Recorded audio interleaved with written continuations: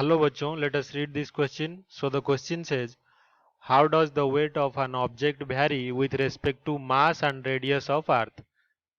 तो मास और रेडियस जो अर्थ का है उसके साथ कैसे वेरी करता है एक ऑब्जेक्ट का वेट, ये हमें फाइंड आउट करना है। क्वेश्चन के दूसरे पार्ट में क्या है, in a hypothetical case if the diameter of earth becomes half, तो अगर अर्थ का जो डायमीटर है वो आधा हो गया, it's present value and its mass increases by 4 times. तो डायमीटर हाफ हो गया प्रेजेंट वैल्यू से, और जो मास है इसका अर्थ का ये 4 टाइम्स हो गया।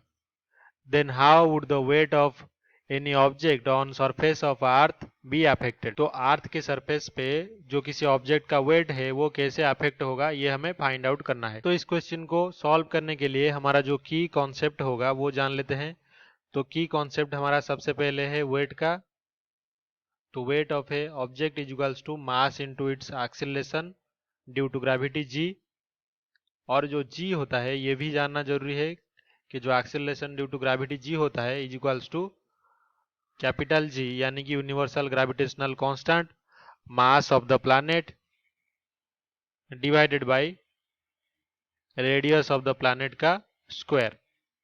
तो ये दोनों चीजें यहाँ पे की कॉन्सेप्ट हैं। तो ऊपर के अगर दो फॉर्मूलाज को हम गौर से देखें तो हम लिख सकते हैं कि वेट ऑफ एन ऑब्जेक्ट, किसी भी ऑब्जेक्ट का जो वेट है ऑन अर्थ सरफेस, तो अर्थ के सरफेस पे ये कितना होगा, mass into acceleration due to gravity. लेकिन जी का वैल्यू कितना है, हम पुट कर सकते हैं mass into capital G into capital M divided by R square. तो ये हो जाएगा capital G into small m into capital M divided by R square. तो यहाँ पे हमें पता है कि जो जी है ये क्या है, कांस्टेंट होता है यूनिवर्सल, और जो एम है मास of the body, mass of the object. तो यहाँ पे इन दोनों को अगर हम इग्नोर करें तो जो वेट W है ये डायरेक्टली प्रोपोर्शनल टू होगा मास ऑफ द अर्थ के साथ, और यही वेट इनवर्सली प्रोपोर्शनल टू होगा किसके साथ, square of radius of earth. तो ये रिलेशन दो हमने फाइंड आउट कर लिए। तो इसी रिलेशन को देखते हुए हम लिख सकते हैं कि वेट ऑफ एन ऑब्जेक्ट, तो किसी भी ऑब्जेक्ट का जो वेट होता है is directly proportional to mass of earth and inversely proportional to square of radius of earth, radius of earth. तो अभी क्वेश्चन के दूसरे पार्ट में चलते हैं जहां पे कि जो नया डायमीटर है चेंज होके कितना हो जाता है अर्थ के, तो नया न्यू डायमीटर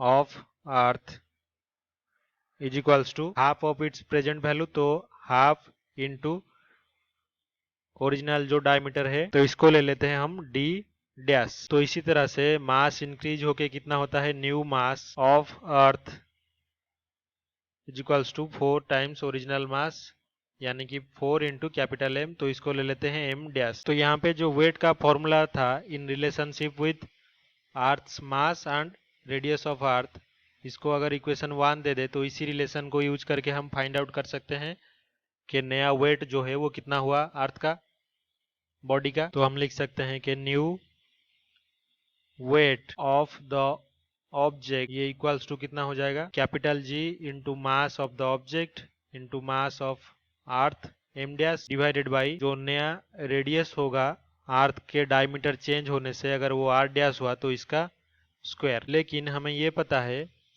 कि जो डायमीटर होता है इज इक्वल्स टू 2 टाइम्स होता है रेडियस के, तो इसको अगर हम यहाँ पे पुट कर दें तो इक्वेशन हमारा हो जाएगा capital G into small m M dash divided by D dash by 2 का होल स्क्वायर। लेकिन यहाँ पे डी डैश और डी के बीच में हमें रिलेशनशिप पता है, तो अभी इसको सिंप्लीफाई करने पर ये हो जाएगा 4 into capital G into small m divide into capital M dash divided by जो डी डैश है उसका स्क्वायर। तो अभी हमें एम डैश और डी डैश की जगह पे पुट करना है जो ओरिजिनल हमारा डी और एम से रिलेशनशिप क्या है वो पुट करना है। तो weight is equals to 4 times capital G into small m, M dash की जगह पे 4 एम और डी डैश की जगह पे हाफ डी और इसका होल स्क्वायर। तो ये हो जाएगा 4 इंटू 4 इंटू 4 इंटू जी